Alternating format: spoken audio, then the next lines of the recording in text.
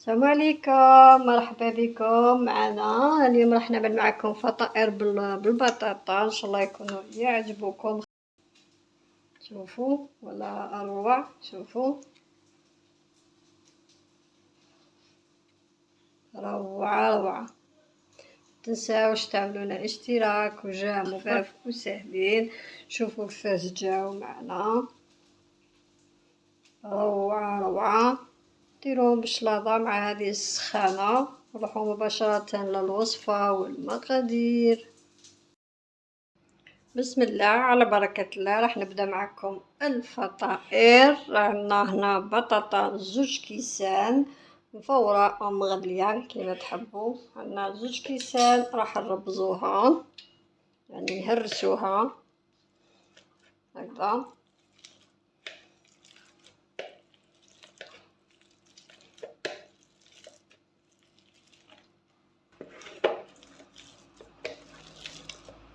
هكذا هرسناها مليح كيما راكم تشوفوا.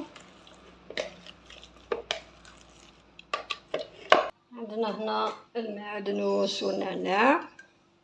إذا عندك البصل الأخضر ديري، فلفل الأحمر ديري، الطماطم المجففة ديري، درت شوية فلفل الكحل، دير 4 بغارف زيت الزيتون،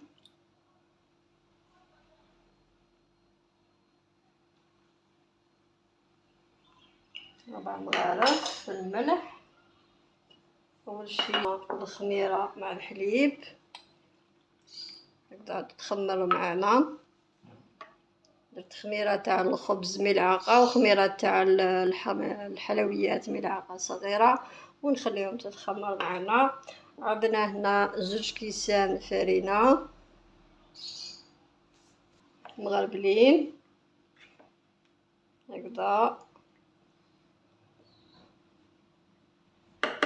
ملعقة صغيرة ملح،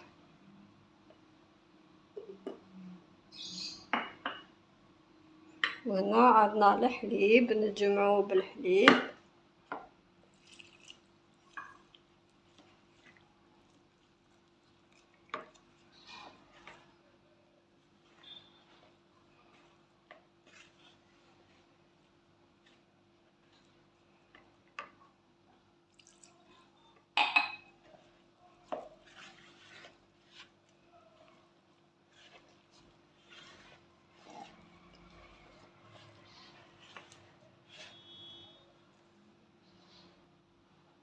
هكذا ونديرو الخميرة هكذا، ونجمعو العجينة مليح وتكون طرية معنا.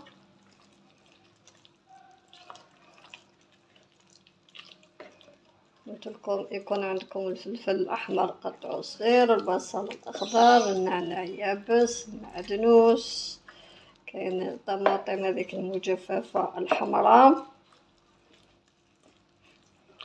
اللي عندكم. هذوما الفطائر، ان شاء الله يعجبوكم وصفة وطريقة جديدة.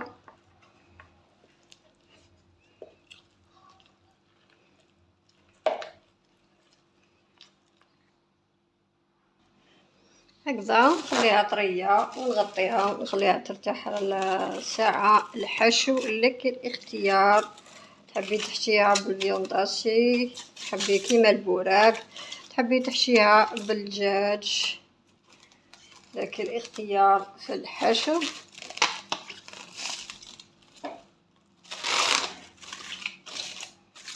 راح نخليها ترتاح معنا ساعة ونرجع معنا. هذا هو الحشو. كاين البصل كيما تعملي للبوراك، البصل، الثوم، الزيت، الزنجبيل، الفلفل الكحل، الفلفل الاسود، القرفة والخردل والملح بطبيعة الحال، وخلوها حتى تطيب معنا. هذا هو الحشو. هذه هي العجينة بعد ما خلطت معنا كتشوفوا.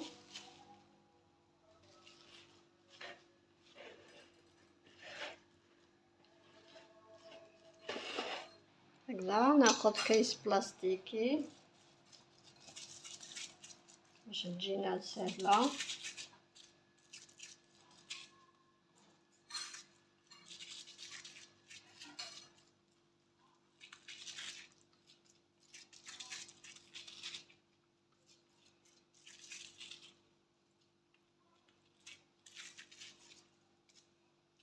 نحط الحشو في الوسط.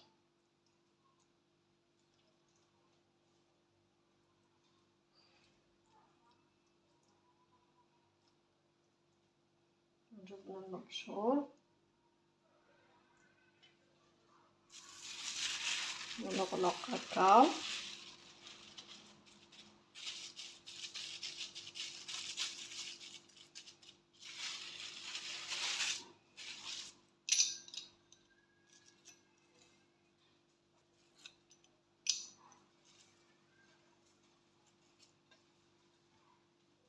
هكا ونديرها فوق النار طيب هكذا.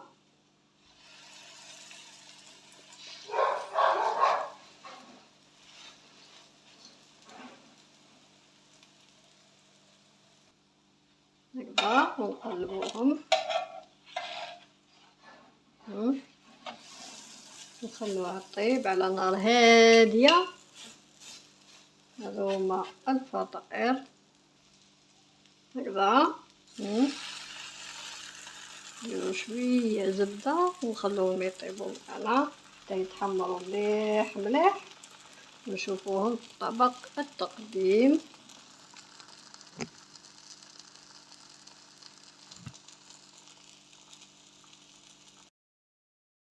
هذو هما الفطائر، ان شاء الله يكونوا عجبوكم. ديروهم غدمه مع الشلاضه والجو، هذيا مع السخانه وخفاف وسهلين بالخف معكم.